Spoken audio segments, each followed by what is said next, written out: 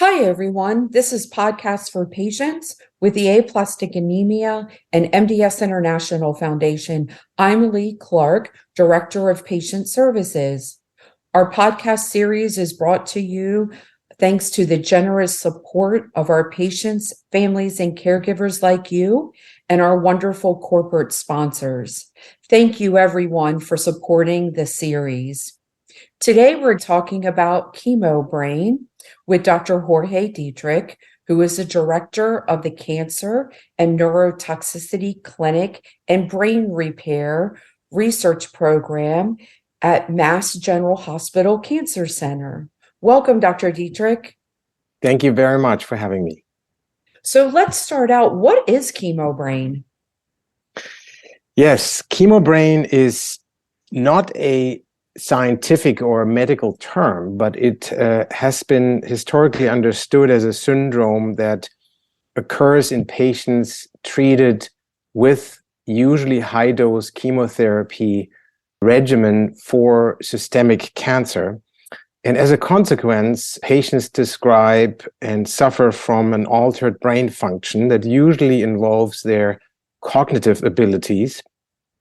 And as I said, historically, this has been described very frequently in patients treated for breast cancer, lung cancer, or even hematological malignancies.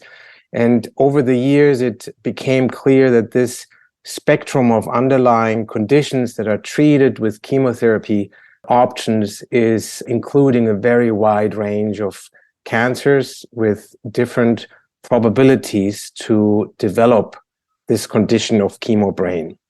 I would also like to mention that studies have identified frequencies in which such syndromes can be present and evolve, and that ranges up to 70 to 80% of patients being affected. The good news, however, is that most patients develop only very mild symptoms. Often these are reversible and patients return to their usual neurological function and cognitive abilities prior to treatment. And it will be important, as we can discuss in this session today, to rule out important other factors that could contribute or influence the manifestation of various symptoms. Thank you for that. And what are the signs and symptoms that a patient should be looking for if they feel they are suffering from chemo brain? The most commonly reported and described symptoms affect memory function. Patients typically would mention that their short-term memory is not as good, and they tend to forget things that were just discussed on a given day or in a previous conversation. As a consequence, often reduced attention, altered concentration on a specific task, and a heightened distractibility is described. And therefore, patients often then have difficulties with multitasking and altered executive function. That means certain tasks that are planned and are supposed to be executed cannot really be done in an efficient manner. Are there some things that a patient can do to help reduce the symptoms of chemo brain? Yes, most critically, I think the necessity to bring up these symptoms and their concerns to their medical provider, their primary care physician, or any other doctor of trust that they would like to run these symptoms by. The reason is that a comprehensive medical evaluation is necessary to identify other contributing factors to such symptoms, namely mood alterations or depression, sleeping difficulties, metabolic syndromes or vitamin deficiencies. Patients with anemia or altered thyroid function can have similar symptoms that they report. And that often then leads, after a comprehensive medical assessment, to a more dedicated cognitive assessment with a neuropsychologist. And the goal of such an assessment is to really better characterize the degree and pattern of cognitive dysfunction and the domains of brain function that are mostly affected. If this is all done and everybody agrees that the patient indeed suffers from the consequences of prior treatment, then what patients can do most effectively and contributing to their recovery is regular physical exercise. That's number one. That has been proven in many clinical studies and also in preclinical studies and investigations to help brain function to recover, to form new networks in existing brain structures, and therefore increase the overall brain function.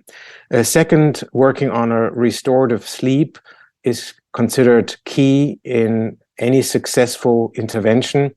If the sleep is not optimal, then patients will continue to have daytime fatigue and altered cognitive function. Third, I think relaxation techniques or stress-reducing interventions have been successfully employed.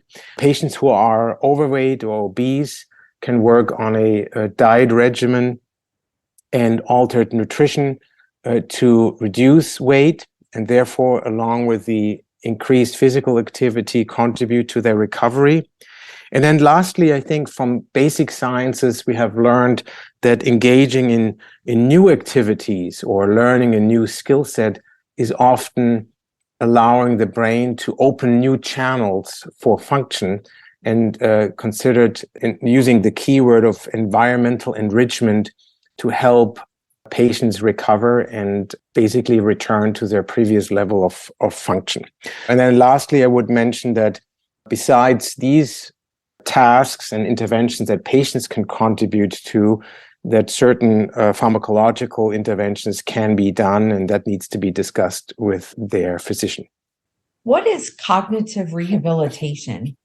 Cognitive rehabilitation has an important role in this disorder or this syndrome. It is considered a systematic and functionally oriented therapy that is based on a patient-specific cognitive deficits. It is offered as such in various settings. It can be done as an outpatient or in inpatient settings, in rehab centers, or even in nursing facilities. The goal really is to identify areas of brain function that are most affected and that can be supported and promoted through cognitive compensation strategies and cognitive training. So this classically then involves computer-based training techniques to improve memory function.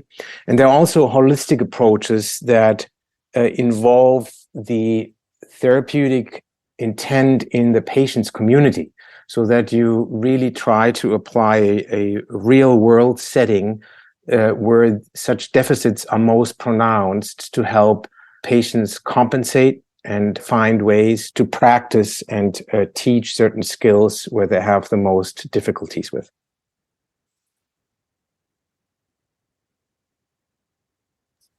Is there research being conducted currently to better understand chemo brain and to look for treatments?